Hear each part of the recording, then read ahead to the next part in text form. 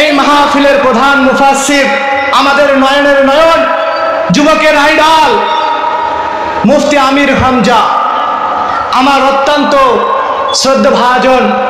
আমি তেনাকে অনেক ভালোবাসি, কোনোদিন বলার সুযোগ পাই না।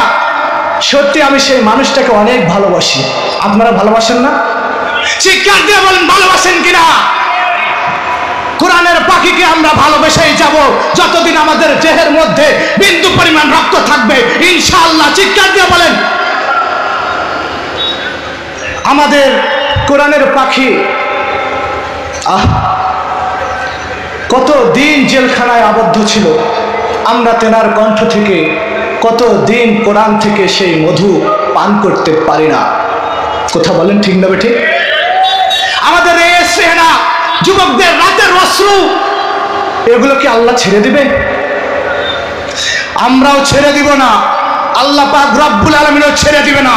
কাল কিয়ামতের ময়দানে বিন্দু পরিমাণ চোখের পানি, অশ্রুর পানির হিসাব নেবে কিয়ামতের ময়দানে। কথা বলেন ঠিক না বেঠিক?